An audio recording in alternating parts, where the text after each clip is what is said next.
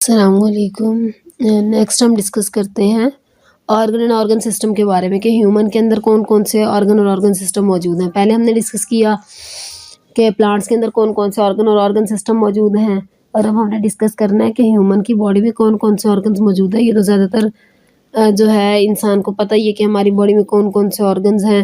जैसे यहाँ पे आप लोगों को डायग्राम में डिफरेंट ऑर्गन्स बताए हुए हैं। इंटेस्टाइन्स होती है, लीवर होते हैं, लंग्स, थायराइड ग्लैंड है, एक ग्लैंड है जो आपके नेक में मौजूद होता है, गले में जो ग्लैंड मौजूद होता है। इसके अलावा ब्रेन आ जाता है, हार्ट आ जाता है, स्टमक, किडनी और यूरिनरी ब्लैडर आ जाता है, जिसमें यूरिन थोड़ी देर के लिए स्टोर होता है बॉडी से बाहर रिमूव होने से पहले।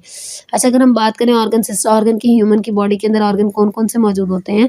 डिफरेंट ऑर्गन्स जो हैं वो ह्यूमन की बॉडी में मौजूद है और हर ऑर्गन अपना स्पेसिफिक फंक्शन जो है वो परफॉर्म करता है। यहाँ पे आपको डिफरेंट जो है ऑर्गन्स के बारे में बताया गया, जैसे हार्ट है, लंग्स हैं, ब्रेन है, लीवर आ जाता है, किडनी, स्टमक, इंटेस्टाइन और पेनक्रियाज, ये डिफरेंट ऑर्गन्स हैं। ऑर्गन्स और भी ज़्यादा मौजूद हैं, लेकिन बुक के अकॉर्डिंग जो एग्जांपल्स दी गई हैं यही डिफरेंट एग्जांपल्स दी गई हैं आपकी हार्ट की, लंग्स की, brain, liver, kidney, stomach, intestine and pancreas. अब वन बाय वन हम इनको डिस्कस करते हैं। अच्छा, हार्ट का क्या काम होता है। हार्ट एक मस्कुलर ऑर्गन है। मस्कुलर ऑर्गन का मतलब है ये मसल्स से मिलके बना हुआ है। इसका काम होता है ब्लड को पंप करना पूरी बॉडी में। अब ब्लड हमारी बॉडी में जब पूरी बॉडी में पंप होता है तो वो क्या क्या चीज़ें ट्रांसपोर्ट करता है हमारी बॉडी में, डिफरेंट सब्सटेंसेस को, फूड को, वेस्ट मटेरियल को, इसके अलावा ऑक्सीजन को, डिफरेंट जो है सब्सटेंसेस जो हैं जैसे गैसेस हो गए, इसके अलावा डिफरेंट प्रोटीन्स हो गई, सबको ब्लड ही ट्रांसपोर्ट कर रहा है। ठीक है, ये इसका मतलब पंप क्यों करता है, ये एसेंशियल है पंप करना, ताकि क्योंकि इसने ऑक्सीजन को डिलीवर करना होता है, न्यूट्रिएंट को हर सेल को देना होता है और वहाँ से वेस्ट प्रोडक्ट को इकट्ठा करके भी एक बॉडी के पार्ट में ट्रांसपोर्ट करना होता है। उसके बाद हम लंग्स की बात करें तो लंग्स ब्रीथिंग में, गैसियस एक्सचेंज में हेल्प करता है।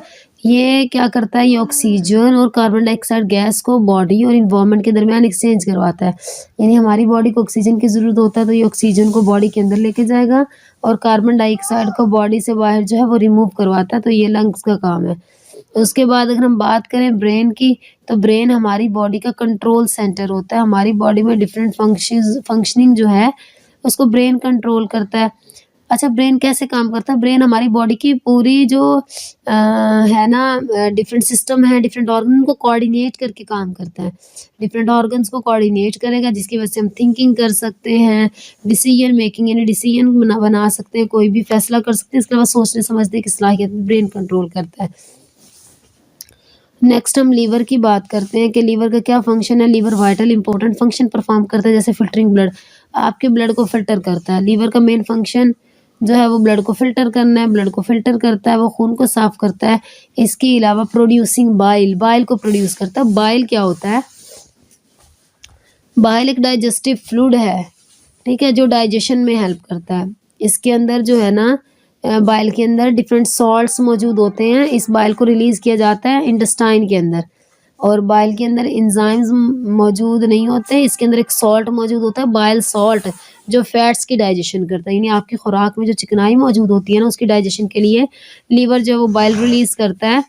इसके अलावा ये ग्लूकोज को भी स्टोर करता है। अगर आपकी बॉडी के अंदर ग्लूकोज की अमाउंट एक्स्ट्रा हो गई है, ज़्यादा हो गई है, तो जो है एक्स्ट्रा अमाउंट जो ग्लूकोज की होगी वो आपके लीवर में स्टोर कर दी जाएगी और जब आपको ज़रूरत होगी तो वहाँ से इसको रिलीज़ कर दिया जाता है। उसके बाद किडनी जो है, kidney blood filtering waste product है, फिल्टरिंग वेस्ट प्रोडक्ट है। हमारे खून को जो साफ़ करने वाली जो ऑर्गेनेली है, जो हमारे खून को मुकम्मल तौर पे साफ़ करके बॉडी के अंदर भेजती है, वो हमारे पास किडनी है। किडनी ब्लड से वेस्ट प्रोडक्ट को फिल्टर करके यूरिन बनाती है। उसके बाद स्टमक एक मस्कुलर ऑर्गन है। स्टमक मसल्स से मिलके बना हुआ है। इसका क्या काम होता है, इसका डाइजेशन में काम होता है। इसके अंदर डिफरेंट डाइजेस्टिव एंजाइम्स मौजूद होते हैं। वो डाइजेस्टिव एंजाइम्स क्या करते हैं, खुराक की डाइजेशन करते हैं। मेनली जो स्टमक है वो प्रोटीन की डाइजेशन करता है।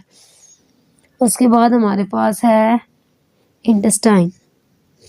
इंटेस्टाइन आंतों को बोलते हैं और हमारी बॉडी में दो इंटेस्टाइन मौजूद होती है, एक लार्ज इंटेस्टाइन और एक स्मॉल इंटेस्टाइन। इंटेस्टाइन लॉन्ग होती हैं, लंबी होती हैं, ट्यूब्यूलर ऑर्गन ट्यूब की तरह होती हैं।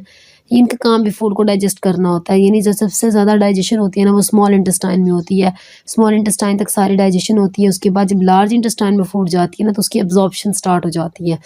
तो जो अगर हम दोनों इंटेस्टाइन का मिलके काम करें पड़े तो हम यही करेंगे, फूड की डाइजेशन और एब्जॉर्प्शन में काम होता है इसका, कि न्यूट्रिएंट को एब्जॉर्ब करती है डाइजेस्टेड फूड से। लेकिन अगर हम अलग-अलग पढ़ें कि स्मॉल इंटेस्टाइन और लार्ज इंटेस्टाइन का क्या काम है, तो स्मॉल इंटेस्टाइन फूड को डाइजेस्ट करती है और जो लार्ज इंटेस्टाइन है वो फूड को एब्जॉर्ब करती है। उसके बाद लास्ट जो हमारे पास ऑर्गन है वो हमारे पास है पेनक्रियाज। पेनक्रियाज का भी काम डाइजेशन में है, ये पेनक्रियाटिक जूस प्रोड्यूस करता है जो आगे स्मॉल इंटेस्टाइन में सेक्रेट किया जाता है। उसके बाद हमारा पेनक्रियाज एक और इम्पोर्टेंट काम करता है, हार्मोन्स सेक्रीट करता है। हार्मोन्स जो है वो केमिकल मैसेंजर हैं जो हमारे ब्लड के अंदर, ये केमिकल्स होते हैं जिनको ब्लड के अंदर जो है रिलीज़ किया जाता है और हमारे ब्लड की नॉर्मल यानी बॉडी की नॉर्मल फंक्शनिंग के लिए ये जो है ज़रूरी होते हैं हार्मोन्स, जिसमें हमारे पास इंसुलिन और ग्लूकागोन आ जाता है। इंसुलिन आप लोगों ने ज़्यादा बच्चे इंसुलिन को जानते होते हैं क्योंकि ये डायबिटिक पेशेंट जो है, शुगर के जो मरीज़ होते हैं वो इंसुलिन को यूज़ करते हैं। और इंसुलिन जो है वो एक ऐसा केमिकल है, ऐसी वैक्सीन है जो हमारी बॉडी के अंदर पेनक्रियाज बना रहा होता है और इसका काम होता है कि जब ब्लड के अंदर ग्लूकोज का लेवल ज़्यादा हो गया ना, शुगर ज़्यादा हो जाती है, तो वो एक्स्ट्रा ग्लूकोज को लीवर के अंदर स्टोर करवा देता है। हमने भी लीवर का फंक्शन पढ़ा ना कि इसका काम होता है ग्लूकोज को स्टोर करना, तो इंसुलिन करवाता है। जब इंसुलिन तब रिलीज़ होता है हमारे पेनक्रियाज से जब ब्लड के अंदर ग्लूकोज लेवल ज़्यादा हो रहा होता है, ठीक है। तो मैसेज हमारे ब्रेन के पास जाता है, तो ब्रेन पेनक्रियाज को एक्टिवेट करती है कि आप इंसुलिन को रिलीज़ करो, और इंसुलिन जो एक्स्ट्रा ग्लूकोज होता है उसको लीवर में स्टोर कर देता है। फिर अगर ग्लूकोज का लेवल कम हो रहा होता है तो पेनक्रियाज ग्लूकागोन रिलीज़ करता है और ग्लूकागोज वो जो एक्स्ट्रा ग्लूकोज लीवर में स्टोर की थी उसको दोबारा वहाँ से जो है ब्लड में रिलीज़ करवा देता है। तो ये पेनक्रियाज का काम है। ये हमारे पास जो है ये सारे ऑर्गन्स हमने स्टडी कर लिए, ये डिफरेंट ऑर्गन्स हैं जो हमारी ह्यूमन की बॉडी के अंदर जो हैं वो मौजूद होते हैं। अब जो हमने नेक्स्ट टॉपिक पढ़ना है ना अगली क्लास में, वो हमने जैसे हमने लीफ की एग्जांपल पढ़ी थी ना as an organ in plant, इसी तरह हमने ह्यूमन की बॉडी के अंदर स्टमक एज एन ऑर्गन पढ़ना है। और ये हमारा टॉपिक था ह्यूमन ऑर्गन्स के बारे में, जिसमें हमने ह्यूमन के कुछ ऑर्गन्स जो हैं उनके फंक्शन को स्टडी किया है।